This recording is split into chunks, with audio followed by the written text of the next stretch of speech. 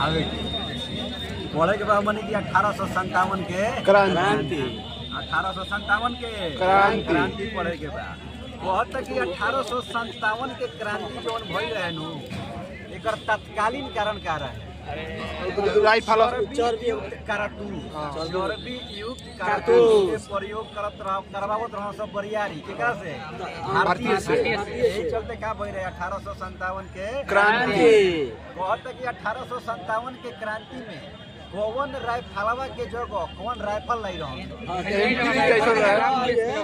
Brown base rifle के जगह पर एनफील्ड राइफल लाई रहा कौन राइफल रहे पहले ब्राउन बेस रहे आ ओकरा जगह पर कौन एनफील्ड राइफल ई राइफलवा लाई कहिया रहा 1856 में माने क्रांति से 1 साल पहले ब्राउन बेस के जगह पर एनफील्ड राइफल लाई रहा आई राइफलवा में जौन कारतूसवा के प्रयोग होत रहे नु ओकरा के दांते से का करे के पड़त रहे खींचे के पड़त रहे खींचे के पड़त रहे चाहे काटे के पड़त रहे आ कारतूसवा में का के प्रयोग होत रहे गाय और सुअर के चर्बी के प्रयोग करत रहन सो इहे कारण रहे कि 1857 के क्रांति भइल रहे आगे कहता 1857 के क्रांति जौन भई रहे नु एकर शुरुआत कहाँ से भई रहे हो मेरठ से कहाँ से भई रहे हो मेरठ से आ कहिया शुरू भई रहे 10 मई 1857 10 मई 1857 तो कहतनु कि मंगल पांडे कब कहलन नु कि हम दांतवा से कारतूसवा ना खींचो ना तुरो तो 29 मार्च 1897 29 मार्च 1857 के मंगल पांडे का कहलन कि कारतूस के हम दांत से ना खींचो मतलब माना कर दलन कहिया 29 मार्च 1857 तो अंग्रेज उंगरा पर खिसिया गेलन तब का कहलनी दूगो के हत्या कर दलन केकरा के हो मंगल पांडे दूगो के हत्या कर दलन दूगो अंग्रेज रहन कोना के बाघ और ह्यूस्टन के का करलन गोली मार के हत्या कर दलन यही चलते इनकरा के फांसी दे दलन सो कहिए दलन सो फांसिया 8 अप्रैल 1857 8 अप्रैल 1857 कहतनु कि कहिया दांते काटे से माना कइले रहन 29 मार्च 1857 फांसी इनकरा कहिए दे दलन 8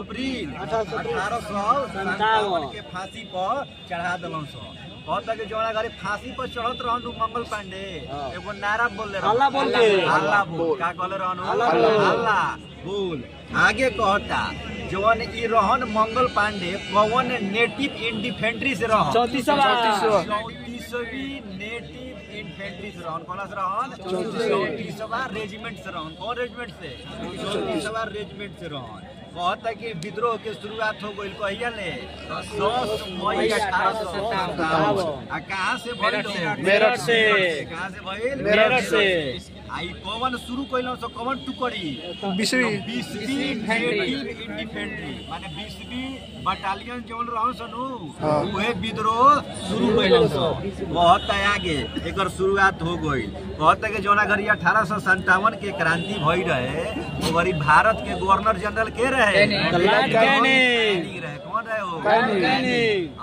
घरी इंग्लैंड के प्रधानमंत्री के रहे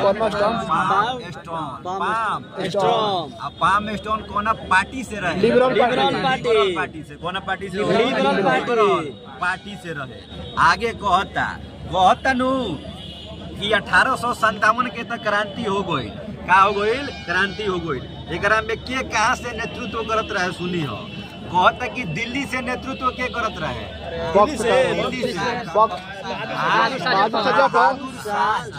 दिल्ली से भारतीय के रहे बहादुर शाह जफर के सैन्य नेतृत्व के सेना के नेतृत्व के करत रहे बकत कहता कि दिल्ली से दबैल के हो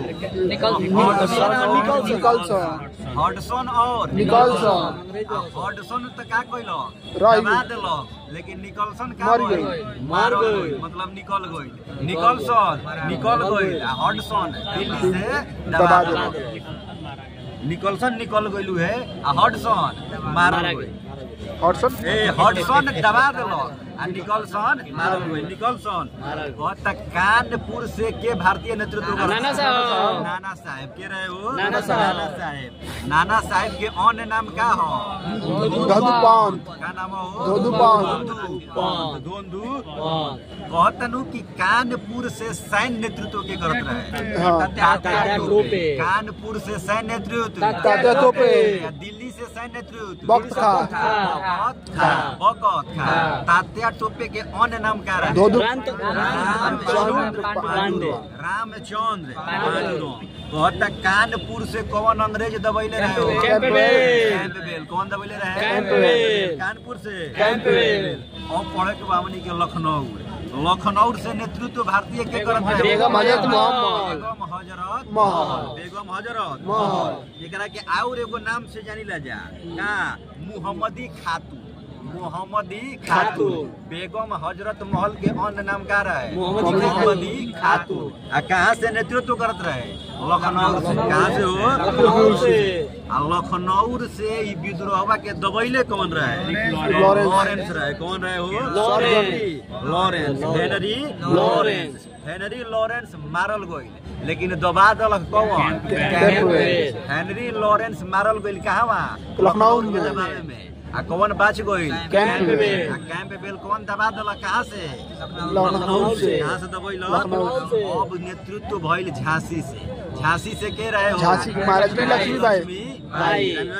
बाई आ कहता कि अंग्रेज झांसी से कौन दबैले रहे कौन दबैले रहे यूरोज दबैले रहे और पढ़े के बाद हमनी के इलाहाबाद से भारतीय के नेतृत्व इलाहाबाद से के नेतृत्व लियाकत अली आ कही कि इलाहाबाद से कौन अंग्रेज दबैले रहे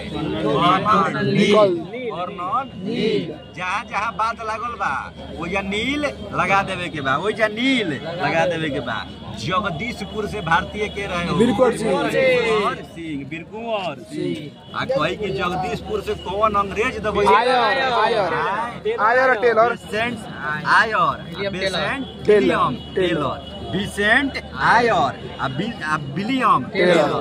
विलियम टेलर आ विसेंट कहाँ से दबैले रहो जगदीशपुर से वो पढ़े के बाद हमनी के बरेली से के भारतीय नेतृत्व करत रहे बहादुर खां बलेरी से नेतृत्व के करत रहे बहादुर आ कही कि बलेरी से कौन दबैले रहे हो हडसन रहे दिल्ली से कौन दबैले रहे दिल्ली में बाचो रहे कौन हडसन आके कहाँ दबा दल बरेली में कहाँ बरेली में आके दबा दल कौन दिल्ली से बाचो रहे हडसन आके दबा दल कहाँ बरेली में ठीक आगे कहता फैजाबाद से भारतीय के रहे हो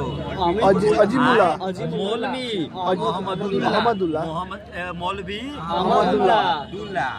ये कही नु कि कहाँ से तो फैजाबाद से अंग्रेज कौन दबैले कर्नल जहाँ जहाँ बात लगी ओया नील के प्रयोग कर लेवे के बाद फतेहपुर से कौन भारतीय फतेहपुर से कौन रहे मुल्ला आ कही कि फतेहपुर से कौन अंग्रेज दबैले रहे तो कर्नल रेनॉल्ड रहे आगे कहता तात्या टोपे के अन्य नाम का रहे रामचंद्र कहता नु कि तात्या टोपे के कौन व्यक्ति धोखा से मार दिले रहे कौन धोखा राजा रहे मान सिंह एकरा के पकड़वा दिलक एकरा के तात्या टोपे के और इनकरा के पकड़वा के 18 अप्रैल 1859 में शिवपुरी में अंग्रेजों द्वारा इनकरा के फांसी दे देवल गई तात्या टोपे के फांसी कहाँ भइल शिवपुरी में कब भइल 1859 में माने 57 में क्रांति भइल आ 59 में फांसी हो गइल के कर तात्या टोपे के आगे कहता बेगम हजरत महल के जन्म कब भई रहे हो 1820 में बेगम हजरत महल के जन्म कब भई रहे 1820 में इनकर मृत्यु कब हो गई 1879 में 1879 में कहाँ मृत्यु भइल नेपाल में कहाँ भइल नेपाल में नेपाल में भइल। नेपाल के राजधानी कहाँ हो? काठमांडू। आ काठमांडू में जामा मस्जिद के मैदान में करा के दफना देवल गेल। के करा के? बेगम हजरत महल के मकबरा कहाँ बा? नेपाल। काठमांडू के जामा मस्जिद, काठमांडू के जामा मस्जिद में। आगे कहता विद्रोह तो हो गइल, अंग्रेज दबा भी दिलन सो। एकरा में एगो गठन भइल पील कमीशन। पील कमीशन काहे खातिर आई रहे हो? सैन्य विद्रोह के 1857 के क्रांति के का करे खातिर? सेना के पुनः गठन करे खातिर। सेना के पुनः गठन करे खातिर कौन समिति आई रहे? पील कमीशन। कौन कमीशन? पील कमीशन। आई पील कमीशन आइल नु तो बंगाल में यूरोपीय और भारतीय के अनुपात कितना रहे? 1:2 ना बुझाइल। जब पील कमीशन आइल तो का कहलक कि बंगाल में एगो रही अंग्रेज आ 2 भारतीय। बंगाल में एगो अंग्रेज 2 भारतीय। कौन कहलक? पील कमीशन। फेन कहलक कहवा तो बम्बई और मद्रास में। बम्बई और मद्रास में क्या कहलक कि 2 अंग्रेज रही आ 5 भारतीय रही। 2 अंग्रेज आ 5 भारतीय। कहाँ? बम्बई और मद्रास में। बम्बई और मद्रास में। कहता कि 1857 के क्रांति में के कहले रहे नु ई प्रथम स्वतंत्रता संग्राम है। बीडी सावरकर का कहलन? प्रथम स्वतंत्रता संग्राम है। प्रथम स्वतंत्रता संग्राम ये कहले रहे 1857 के क्रांति के राष्ट्रीय विद्रोह। राष्ट्रीय विद्रोह के कहले रहे इजरायली। या प्रथम स्वतंत्रता संग्राम के कहले रहे बीडी सावरकर। बीडी सावरकर के कहले रहे ये पूर्णतः सिपाही विद्रोह है। कौन रहे हो? तो एगो लॉरेंस रहे, एगो सीले रहे। सिपाही सीले कहले रहे। कौन कहले रहे? सिपाही सीले। आ ओकरा साथे कौन रहे? लॉरेंस। कौन रहे? फैन से सुनी हो के 1857 के क्रांति के कहले रहे नु यह सिपाही विद्रोह है। एगो लॉरेंस रहे, एगो सीले रहे। सिपाही क्या कहले रहे? सीले। सिपाही कौन कहले रहे? सीले। एगो कौन रहे? लॉरेंस। कौन रहे? लॉरेंस। ये कहले रहे 1857 के क्रांति के नु कि हिंदू और मुसलमानों का षड्यंत्र है। ये कहले रहे षड्यंत्र हो। एगो रहे कौन? जेम्स आउट्रॉम आ डब्ल्यू टेलर। जेम्स आउट्रॉम आ डब्ल्यू टेलर क्या कहले रहे? हिंदू और मुस्लिम का षड्यंत्र है। हिंदू और मुस्लिम का षड्यंत्र है। के कहले रहे? आउट्रॉम आ जेम्स टेलर। जेम्स टेलर के कहले रहे सभ्यता और बर्बरता के बीच युद्ध है। सभ्यता और बर्बरता के बीच युद्ध के कहले रहे? के कहले रहे नु कि यह धर्मधाव और ईसाइयों के विरुद्ध युद्ध है। ये कहले रहे हो रीछ।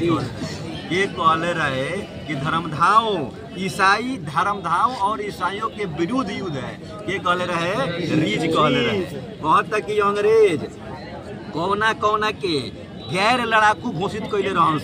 तो बिहार के आ अवध के जितना सिपाही रहन नु ओकरा के का कहले रहन स?